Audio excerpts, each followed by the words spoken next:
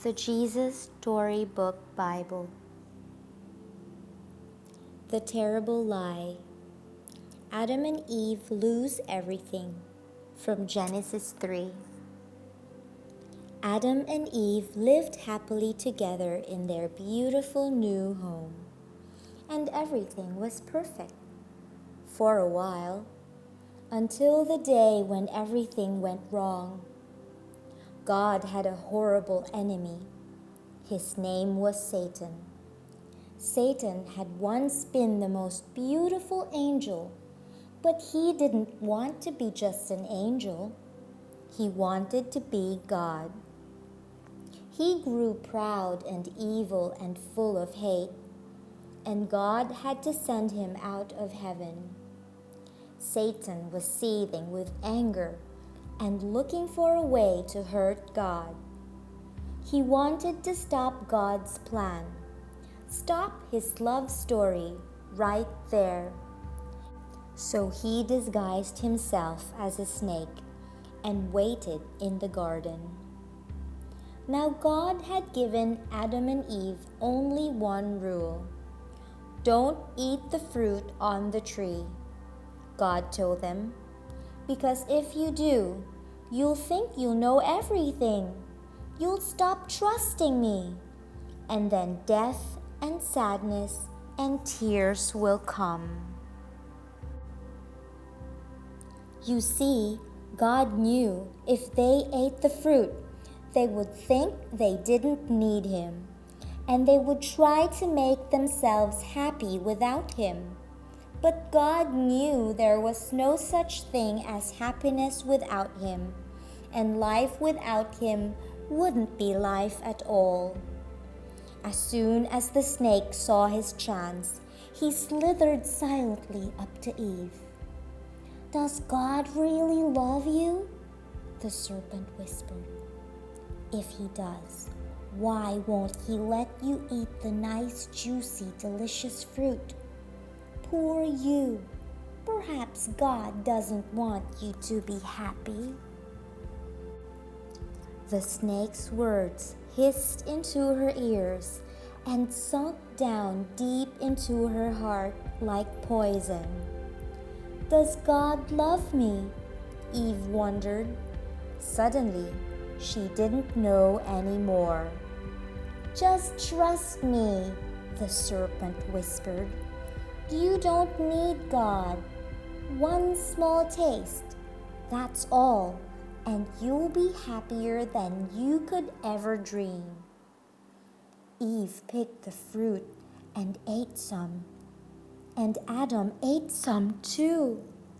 And a terrible lie came into the world. It would never leave. It would live on in every human heart, whispering to every one of God's children, "God doesn't love me." And it wasn't a dream.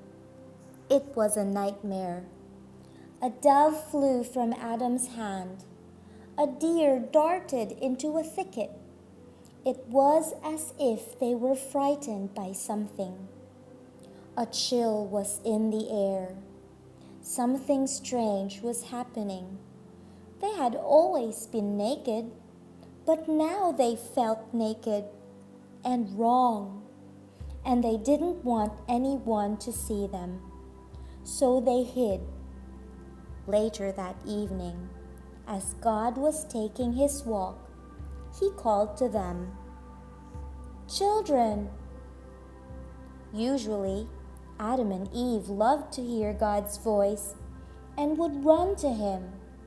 But this time, they ran away from him and hid in the shadows.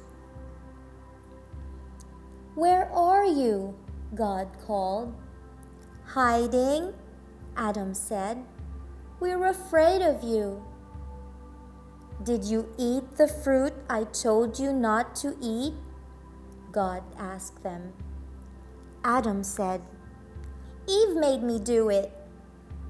"What have you done?" God asked. Eve said, "The serpent made me do it."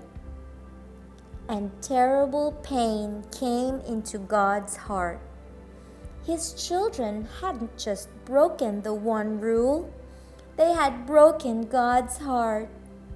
They had broken their wonderful relationship with Him, and now He knew everything else would break.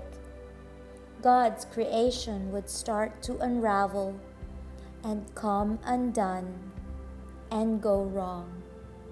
From now on, everything would die, even though it was all supposed to last forever. You see, sin had come into God's perfect world, and it would never leave. God's children would be always running away from Him and hiding in the dark.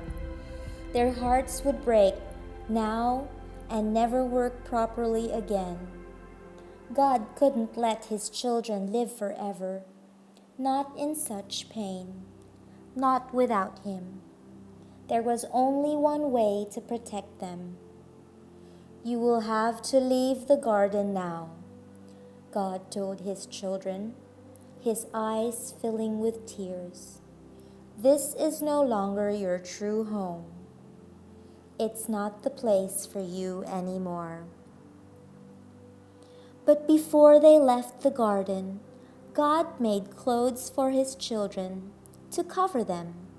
He gently clothed them, and then He sent them away on a long, long journey, out of the garden, out of their home. Well, in another story, it would all be over, and that would have been the end. But not in this story. God loved His children too much to let the story end there. Even though He knew He would suffer, God had a plan, a magnificent dream. One day, He would get His children back. One day, He would make the world their perfect home again. And one day, He would wipe away every tear from their eyes. You see, no matter what, in spite of everything, God would love His children with a never stopping, never giving up, unbreaking, always and forever love. And though they would forget Him and run from Him, deep in their hearts, God's children would miss Him always and long for Him.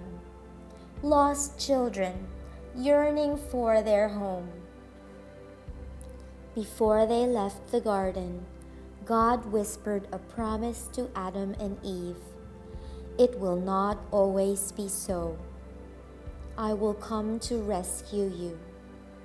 And when I do, I'm going to do battle against the snake.